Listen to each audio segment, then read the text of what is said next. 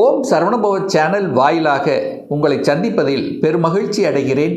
இன்றைய பதிவு மார்ச் மாத ராசி பலன்கள். இந்த மார்ச் மாதத்துக்குரிய கிரக நிலைகளை முதலில் பார்ப்போம். அதன்படி பார்க்கும் பொழுது சனி பகவான் மீனமனையில் அமர்ந்திருக்கு.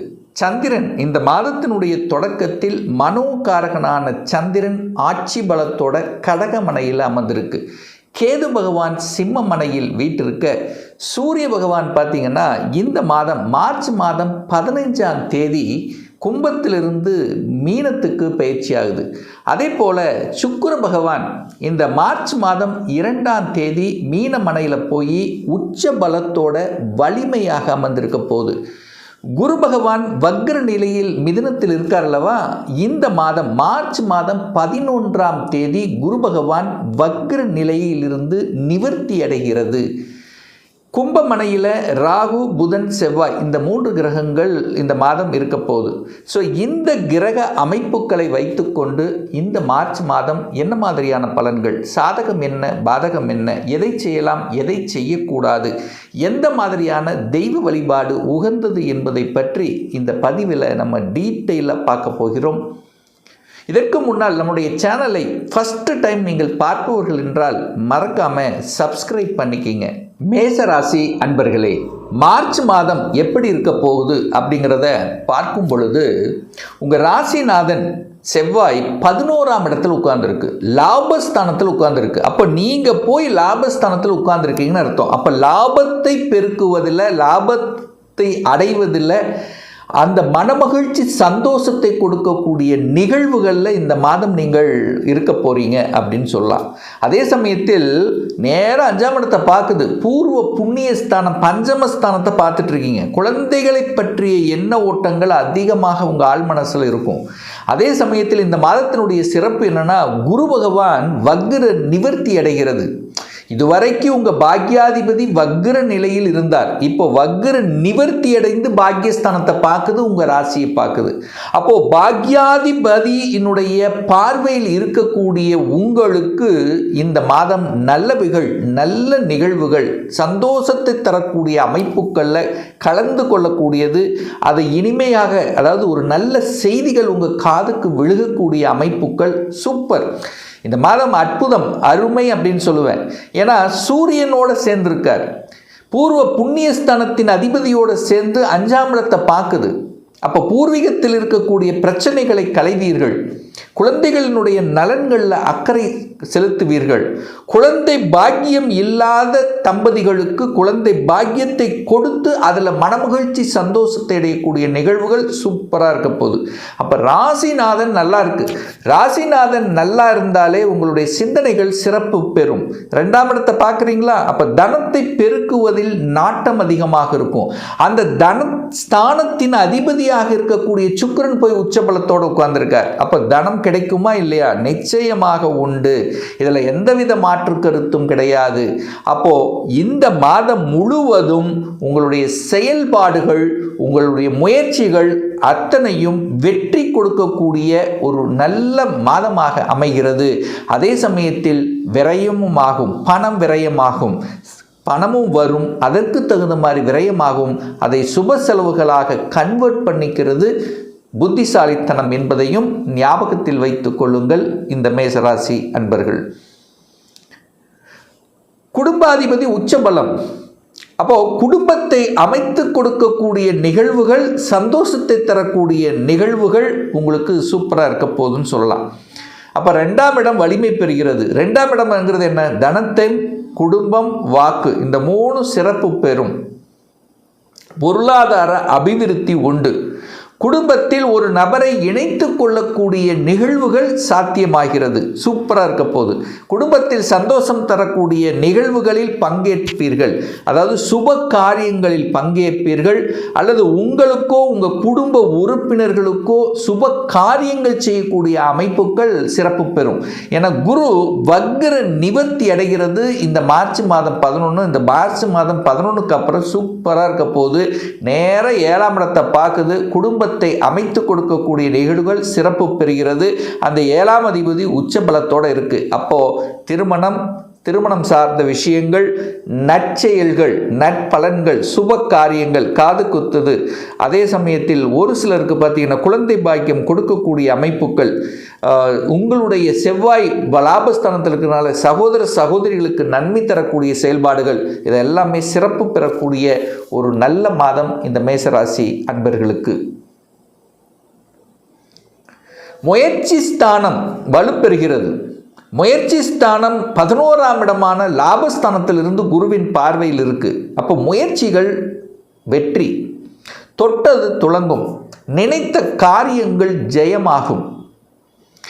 இது நடக்கணும்னு ஒரு 3 மாதங்கள் 4 மாதங்களாக உங்கள் ஆழ்மனதில் நினைத்து கொண்டு அதனோடு இருக்கக்கூடிய சில விஷயங்கள் இந்த மாதம் நடந்துவிடும். அப்போது உங்கள் ஆழ்மனதில் நினைத்து கொண்டு நீங்கள் வழிபாடு எடுத்துக்கொண்டு இருக்கக்கூடிய சில விஷயங்களில் நற்பலன்களை கொடுக்கக்கூடிய அமைப்பு பிரகாசமாக இருக்கிறது. முயற்சிகள் பலிக்கும், அவ்வளோதான். அரசாங்கத்தில் வெற்றி உண்டு, அரசு காரியங்களில் வெற்றி.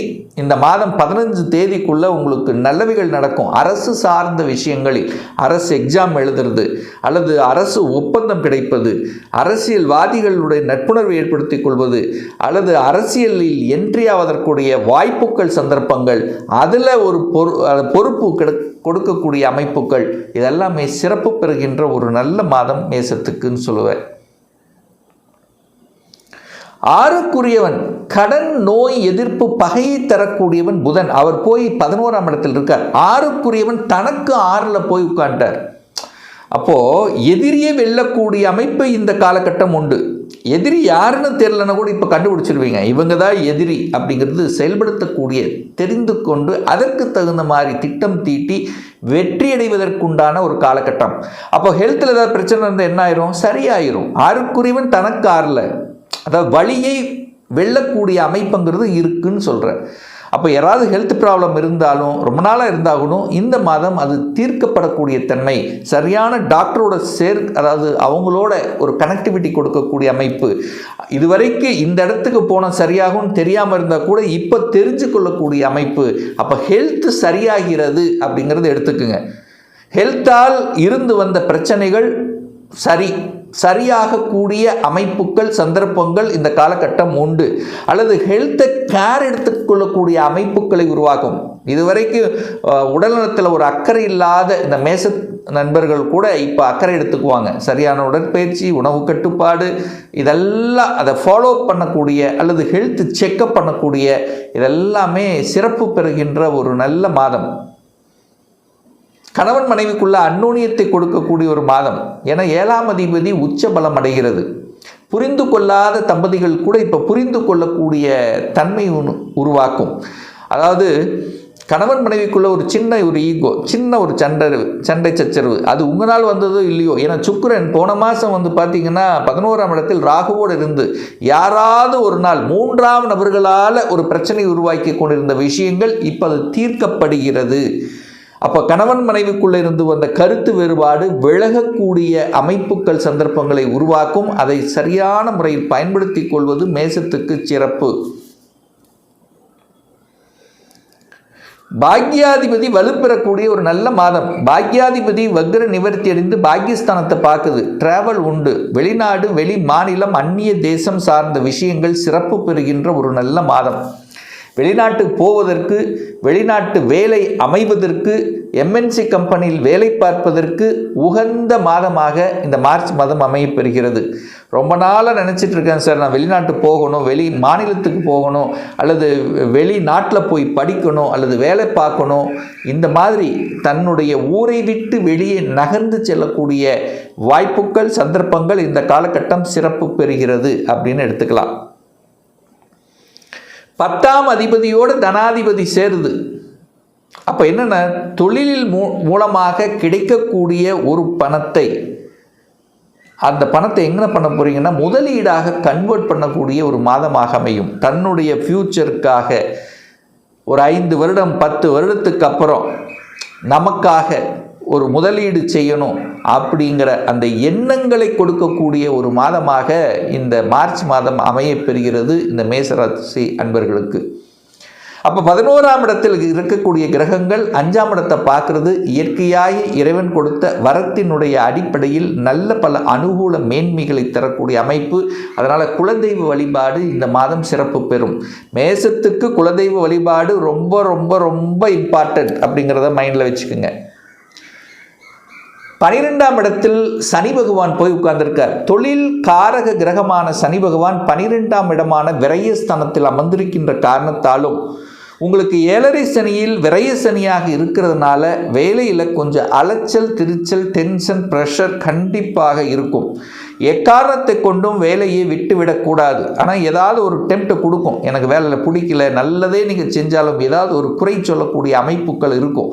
அப்போ அதனால் கொஞ்சம் என்ன சொல்லுவோம், கொஞ்சம் விரக்தி அடையக்கூடிய தன்மை இருக்கும். ஆனால் அவசரப்பட்டு வேலையை மட்டும் விட்டுவிடக்கூடாது என்பதை ஆழமாக மனதில் பதிய வைத்துக் கொள்ளுங்கள் இந்த மேசராசி என்பர்கள். ஏன்னா விரயத்தில் சனி பகவான் இருக்கிறதுனால, 7.5 சனியில் விரய சனியாக இருக்கிறதுனால உங்களுக்கு ஒரு விரயம் ஏற்படுத்தணும் என்கின்ற அமைப்பு இருக்கிறதுனால தயவு செய்து விரயத்தை ஏற்படுத்த வேண்டாம்.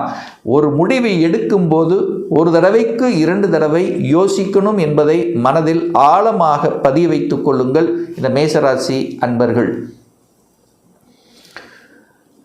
அதே சமயத்தில் பார்த்தீங்கன்னா, இந்த 4ஆம் இடத்தில் சந்திரன் இந்த மாத தொடக்கத்திலேயே ஆட்சி பலத்தோடு இருக்குது. அப்போ நிச்சயமாக நிறைய இன்வெஸ்ட்மெண்ட் இடத்துல, நிலத்தில், வீட்டில், வீட்டை ஆல்ட்ரு பண்ணுறதில் ஏதாவது ஒரு நல்ல விஷயங்கள் செய்யக்கூடிய அமைப்புங்கிறது இந்த மாதம் இருக்குது. அப்போ வீடு, வண்டி, வாகனம், அசையும் அசையா சொத்துக்கள் வாங்கக்கூடிய யோக மிகுந்த மாதமாக இந்த மார்ச் மாதம் அமையப்பெறுகிறது. நல்ல தெய்வ வழிபாடு அப்படின்னு எடுத்தாலே குலதெய்வ வழிபாடு தான் ரொம்ப ரொம்ப அவசியம். ஒரு துல்லிய பலன் வேணும். உங்கள் ஜாதகத்தில் கிரகங்கள் எப்படி இருக்குது, என்ன மாதிரியான தன்மையில் இருக்குது, ஆட்சி பலம், உச்ச பலம், மூலத்திரிகோண பலம், திக்பலம் போன்ற பலங்களை பெற்று இருக்கின்றனவா? இப்போ உங்களுக்கு எந்த தசாநாதன், புத்திநாதன், அந்தரநாதன், சூட்சமநாதன் செயல்படுகிறது என்பதை பொறுத்து நீங்கள் கேட்கக்கூடிய எந்த கேள்வியாக இருந்தாலும் சரி, இந்த 2026 சொந்த தொழில் செய்வதற்குண்டான விதி கொடுப்பினை உங்கள் ஜாதகத்தில் இருக்கா? அப்படி இருக்கக்கூடிய பட்சத்தில் எப்போ நம்ம சொந்த தொழிலை ஆரம்பிக்கலாம்? 2026 எப்போ நமக்கு திருமணம் நடக்கும்? எப்போ குழந்தை பாக்கியம் கிடைக்கும்? +2 படிச்சுட்டேன், எந்த கோர்ஸ் எடுத்து படித்தா நம்மளுடைய ஃப்யூச்சர் நன்றாக இருக்கும்? எப்போ நான் வீடு கட்டுவேன்? எப்போ ப்ரமோஷன் கிடைக்கும்? இது போன்ற கேள்விகளுக்கு துல்லியமான பதிலை நம்மால் கூற முடியும். ஒரு பர்சனல் கன்சல்டேஷன் எடுத்துக்கணும், ஒரு சுய ஜாதகம் பார்க்கணும் என்று விருப்பப்படக்கூடிய அன்பர்கள் டிஸ்பிளே தெரியக்கூடிய நம்பருக்கு வாட்ஸ்அப் மூலியமாகவோ ஃபோன் கால் மூலியமாகவோ தொடர்பு கொண்டு நேரடியாகவோ அல்லது ஆன்லைன் மூலமாகவோ அப்பாயின்மெண்ட் பெற்றுக்கொண்டு கன்சல்டேஷன் எடுத்துக்கலாம். நம்மளுடைய அலுவலகம் கோயம்புத்தூரில் அமைந்துள்ளது. அதாவது கோயம்புத்தூரிலிருந்து மேட்டுப்பாளையம் செல்லும் வழியில் வெள்ளக்கிணர் பிரிவு அன்னபூர்ணா ஹோட்டலுக்கு பக்கத்தில் அமைந்துள்ளது. பிரியர் அப்பாயின்மெண்ட் வாங்கிட்டு நேரடியாக கன்சல்டேஷன் எடுத்துக்கலாம். நிச்சயமாக இந்த பதிவு ஏதாவது ஒரு ரூபத்தில் உங்களுக்கு யூஸ்ஃபுல்லாக இருக்குங்கிறதுல எந்தவித மாற்று கருத்தும் கிடையாது. மீண்டும் ஒரு நல்ல பதிவில் உங்களை சந்திக்கும் வரை உங்களிடமிருந்து விடைபெறுவது உங்கள் அஸ்ட்ராலஜர் டாக்டர் சதீஷ்.